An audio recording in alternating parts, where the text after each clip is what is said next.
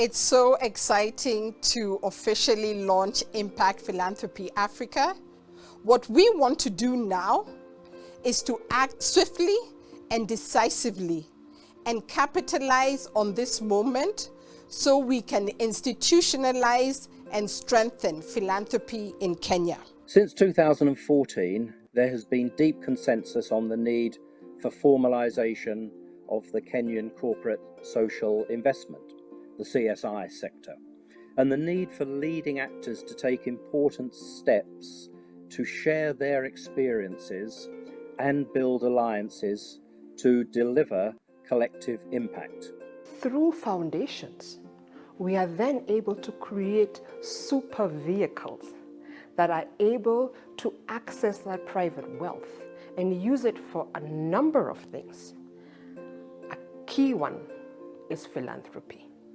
How do we improve the coordination amongst the CSI community? How do we improve engagement with the government? And most importantly, how do we align and achieve impact in a way that is shared, an appreciation of that impact is shared? With good trusts and foundations, we can reduce, prevent, or eliminate capital flight from this country, because we will be giving our people the opportunity to make wealth and keep that wealth right here. We have the biggest opportunities globally. If you look at where the biggest growth is, if you look at where the population is growing, right now on our continent, 19% of the youth population come from Africa. That is a startling statistic. By 2030, 42% of all youth will be coming from this continent. We have to dip into that. We have to reap the benefit of this booming youth population. The capacity and propensity of individuals and organizations to freely engage in philanthropic activities in a sustainable and effective manner requires an enabling environment. The legal reform exercise does not happen on its own.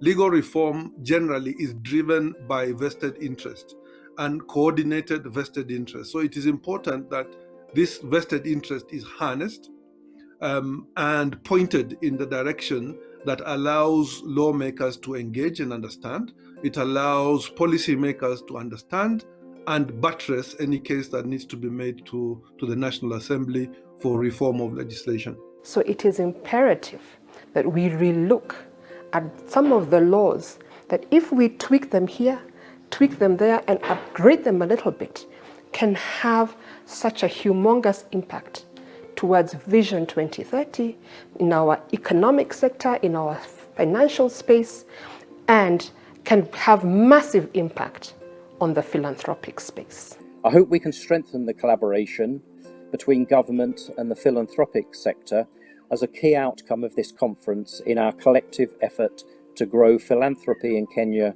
and beyond.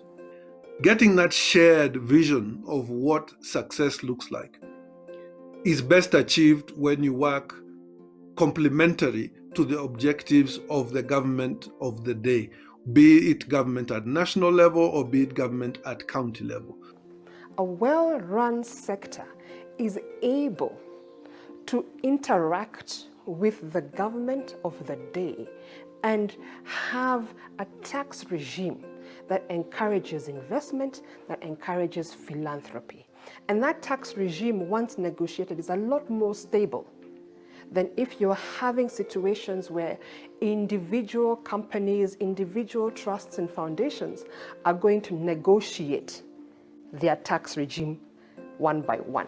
That as much as we are passionate about giving back to the society, there are challenges and obstacles that are limiting us from achieving our aim and promise to the community fully.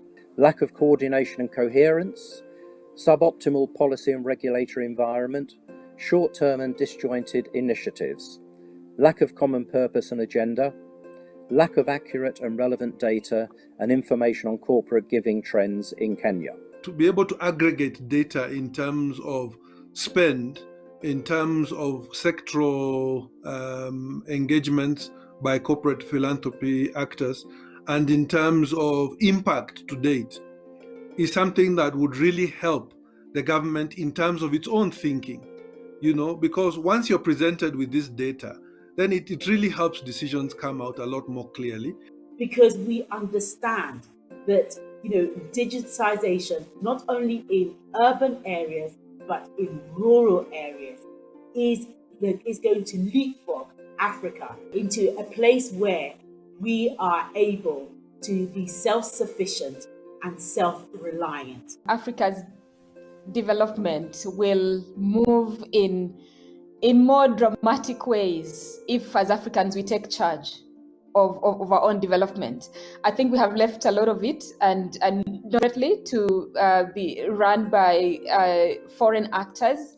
And so I am very optimistic, that Africans, the increased focus by Africans, individuals, corporates, in investing locally and driving our own development efforts has a long way to go. When it comes to hunger, when it comes to population, when it comes to access to clean water, when it comes to girls' education, and when it comes to climate changes, Africa is red. There's an opportunity for Kenya to become a best practice and a model in the region in terms of catalyzing further corporate and private giving. And so this is an area that we will work closely with government moving forward as we organize ourselves and we put in place the proper coordination and structure for an effective engagement with government on this issue and more.